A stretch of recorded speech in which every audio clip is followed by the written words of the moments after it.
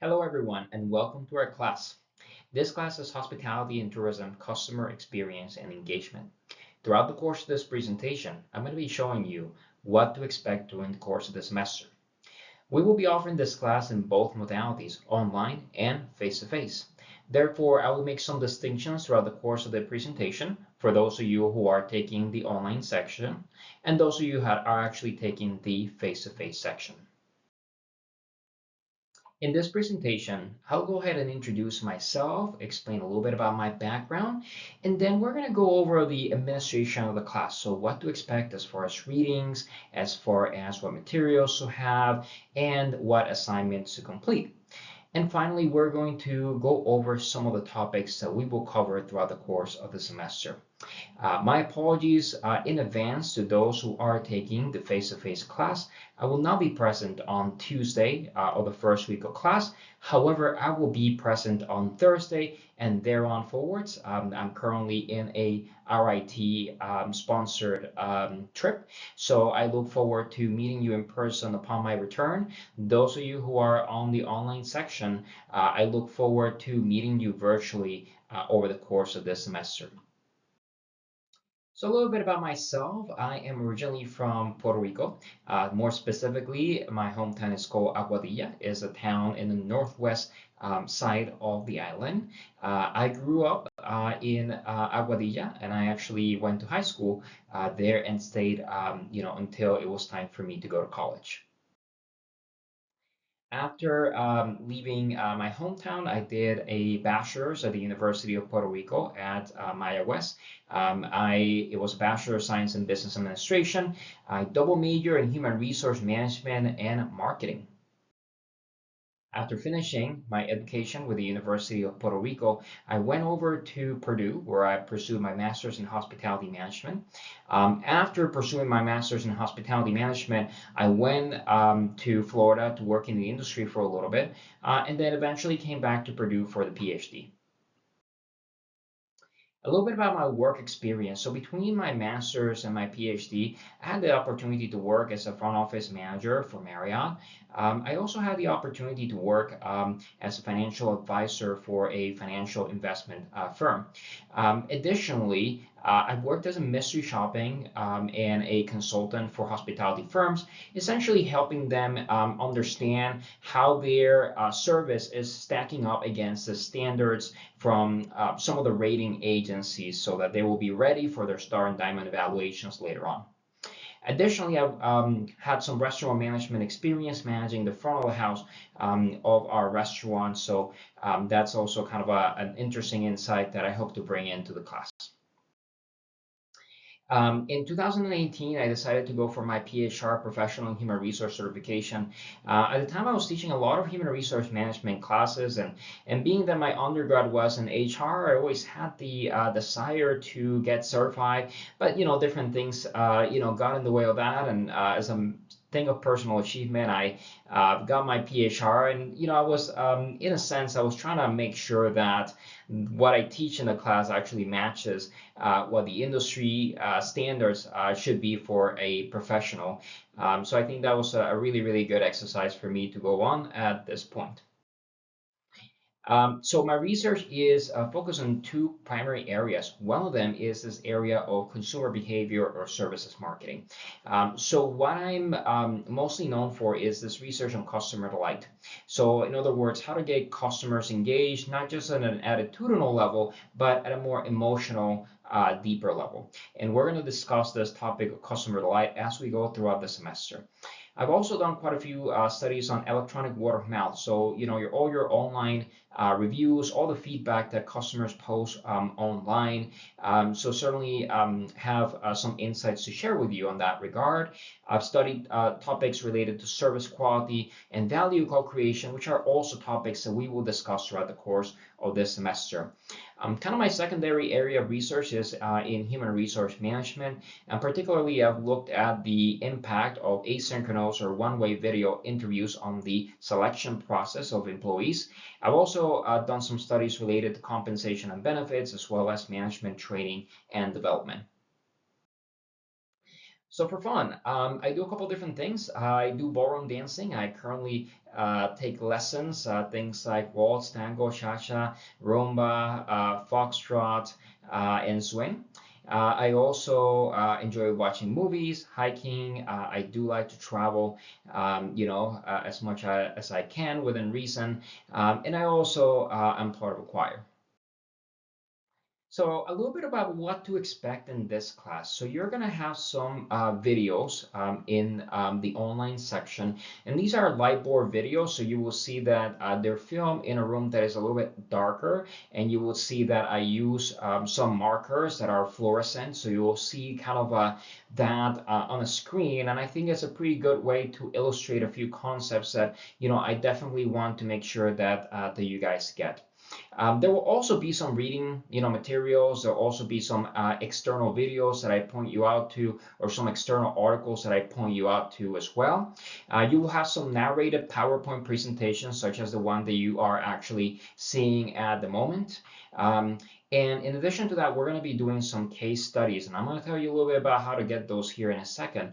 But these case studies are mostly from Harvard Business Review, and we're going to be for those of you who are in the face-to-face class, of course, we're gonna talk about these, face-to-face. For those of you that are in the online section, I'm gonna have two ways of discussing the case. So one of them will be through a discussion post on my courses, and the other way will be to do some online synchronous sessions via Zoom. So throughout the course of the semester, I'm gonna be doing maybe three different sections that are Zoom sessions. These are completely voluntary for you to participate, but if you want to get some additional value of the class, if you want that little bit of interaction, I would definitely encourage for you to make plans to take these Zoom sessions. I typically do it at the end of the traditional work day, so typically about 5 or 6 o'clock. So I'll survey you guys and see what the best time is to do these. Once again, these case analysis Zoom sessions will be optional for those of you who are in the online section. Those of you that are in the face-to-face section, we're going to discuss these classes in a very traditional classroom setting. Additionally, you're going to have some projects and as well as some articles to read and some personal reflection throughout the course of the semester. So this is my contact information. I'm in the second floor of Lowenthal Hall for those of you who want to find me. I posted my office hours on the syllabus, so make sure that you go to the syllabus for your office hour. This is my phone number and my email. Again, both of these are posted in my courses under the syllabus. So a little bit about the book. So the book is called Customer Experience Marketing, Managing the Customer Experience. I'm happy to have co-authored this with my colleague Ting Ting Zhang. And so the reason why I wrote this book is as follows. So I used to teach guest service management at another university before coming to RIT. And we had this textbook from a different author. And what I realized is that I was using about 50% of that textbook. And it did have some interesting, ideas about, waiting for service, about service quality and things like that. But I felt it was a little bit outdated because it didn't really talk about some of the more technological topics related to service. And I think it didn't go deep enough into the psychology of how consumers behave. So I decided to write this book. So I put it in front of you just because I think it's the most comprehensive book out there, not necessarily because I wrote it, and so certainly encourage you to get this. It's actually a fairly economical book in the grand scheme of textbooks. You can get it either online, right? You can buy the physical book. The soft cover is cheaper than the hardcover, so I encourage you to go that way if you want to have a physical book. You can also get an ebook. And that's also another option that you do have. So whatever you decide to do, just make sure that you do your readings. So there's the other thing that I want you to pay attention to is that I will be posting a link in my courses, and this link is going to have some information about how to purchase some cases. So these cases are part of Harvard Business Education. So Harvard Business, they do publish certain case study. Some of them are free, and some of them actually, especially some of the more extensive ones, you have to pay a cost, right? So it's typically $5 or $6 per case study. So I do have a case packet. It's going to be an electronic case packet. So essentially, you go to this link, you pay the cost to Harvard Business, and then basically they allow you to read these materials throughout the course of the semester, so you can download them from their website. I did kind of mention that in the information I sent to the library system, but I will go ahead and share the link with you here during the first week of classes. The other thing I want you to pay attention to is that I will actually point you out to several articles, and some of these are magazine articles or trade journal articles, and some of these are going to be research articles. I post all those in my courses. There also, if you look into the syllabus, you see that at the end of the syllabus, there's going to be a table with different activities and readings for each week. These articles that I'm going to point you out to, they are articles that are available through the RIT library system. So I do not want you to pay any additional amount for these articles. These articles, RIT already pays a significant amount to, all these different publishers to get access to articles. So I definitely encourage you to use the RIT library system to get a hold of these articles. If you have problems, right, you can either let me know. I also posted the link to the RIT libraries in case you need some help from a librarian in locating some of these articles as well. So a little bit about the class administration. So we are going to have 2 exams throughout the course of the semester. For those of you that are on the online section, both exams will be online. For those of you that are in the face-to-face section, you're probably going to have one exam face-to-face and the other exam online. Additionally, for those of you that are in the online section, you are going to have quizzes pretty much every week. Okay, so those quizzes are going to be at the end of each one of those modules. Most of these quizzes are going to be due on Friday at 7 p.m. Okay, I repeat that. Most of the quizzes on this class are going to be due on Friday by 7 p.m. Those of you that are on the face-to-face section, you're going to have some quizzes, but probably not every single week. So I'll definitely brief you on that upon my return. There's going to be some case study discussions, and so those case study discussions, whether that's face-to-face or online, they're also going to give you some additional points for this class. And then there's projects, right? So being a graduate class, I do want a good weight on your projects. So I'll tell you a little bit more about that as we go along the semester. So time commitment for this class. So when you're thinking about a graduate class. So the rule of thumb is that for every 1 hour of instruction that you spend 3 hours studying. So a 3 credit hour class will typically equate to 9 hours of studying per week. So you can expect, this class to be roughly about that. I make sure that each week I don't assign you more than that amount of work or reading. There's going to be some weeks, particularly the first week, where maybe you can get everything done in an hour, right? So, move on, right? Either catch up with another module or focus on other classes and other, work responsibilities you might have. But once you start getting a little closer to the exams and once you start getting a little bit closer to the project dates, you might see yourself spending 9 hours on this class. So do, make sure that you are, set up for that. So a little bit about some of the topics that we're going to be covered in this class. So, the first set of topics that I will discuss are, related to what we call the experience economy. And that's actually a term that was coined in late 1990s by authors Pine and Gilmore. There's some arguments that, some researchers had discussed, elements of customer experiences for a while prior to them, but I'll leave that debate to others to have. The bottom line is that there's an important contribution to the study of customer service from this idea of customer experiences. So we're going to talk about the differences between commodities, products, services, and experience, and how to take something that may be a good or maybe a service and then transform that into a customer experience. Additionally, we're going to be talking about the actual physical setting where service takes place. We call that the servicescape. And there's various elements of design, of ambient conditions, and so forth that are involved in the servicescape. So a lot of times when we think about service, we think about the intangible elements and the human interaction, and that is very much at the heart of service. However, there's also some physical elements. There are some items related to lighting, to temperature, to colors, and so forth that we utilize, and that they actually give meaning and they give a certain branding to a lot of our services. So we'll talk about that during the course of the class.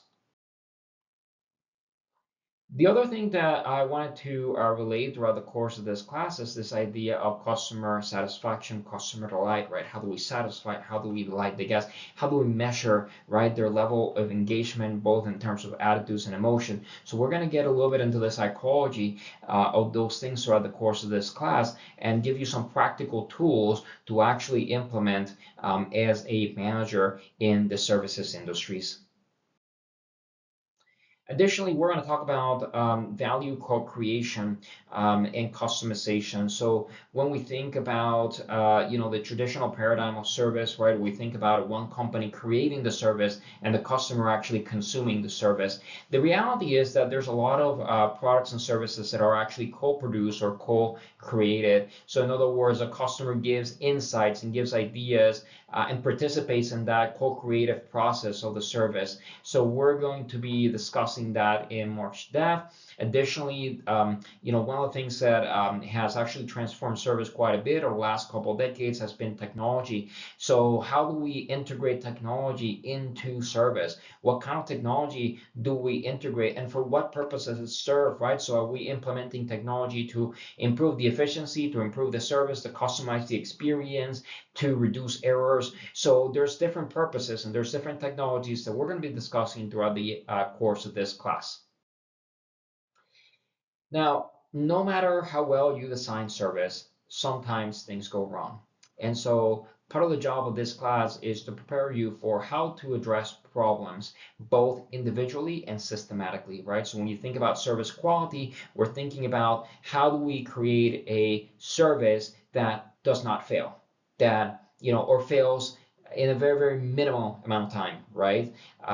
So that we reduce the amount of problems or errors or deviations from our standard. When we think about service recovery, we're thinking about what happens if service quality efforts fail, right? If something goes wrong, whether it is within our control or outside our control, how do we react? And what are the different tactics that we can follow to do that? Now, additionally, we're going to talk a little bit about, the idea of customer incivility and customer deviance, and when does uncivil behavior kind of go beyond that and becomes a little bit more aggressive, type of behavior? How do we address a situation as a customer service type of problem, and when does it actually, entail more of a security related response? So that is something that definitely is important, for different service settings. We will also discuss the topic of electronic word of mouth, and so we'll talk about all the different review sites, the blogs, and different ways in which consumers express their likes and dislikes and preferences online. One of the things that I want you to be ready to do after this class is to develop policies, procedure, systems to actually deliver exceptional customer service. And part of that also involves creating training programs and systems that actually educate our employees on how to best serve our guests.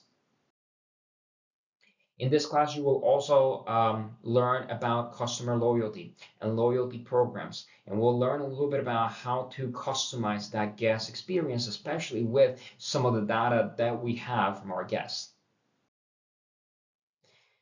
Now, we will also talk about the decision-making process. So there's different ways that customers choose products, services, and experiences.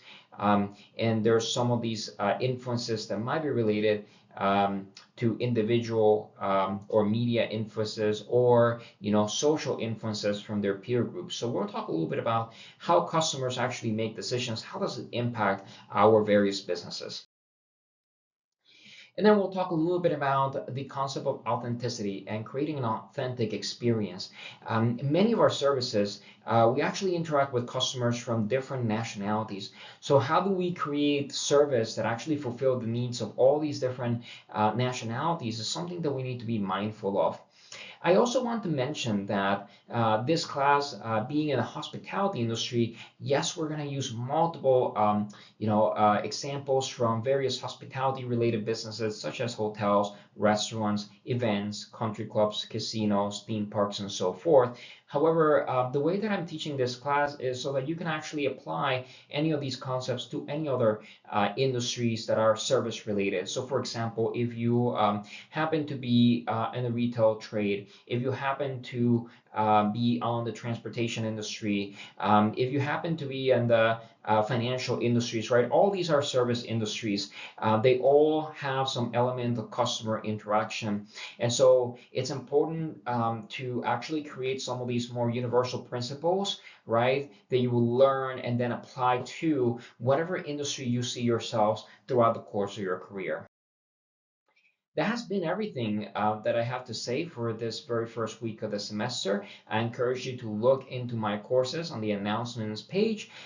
Also, please make sure that you go through the Getting Started module where you're going to see your syllabus and other materials. And then you can go ahead, especially those of you that are in the online class, I encourage you to finish the module for week number 1. There's a quiz at the end of that module. Make sure that you complete that quiz by Friday. Thank you so much. If you have any questions, feel free to reach out, and I look forward to meeting you soon.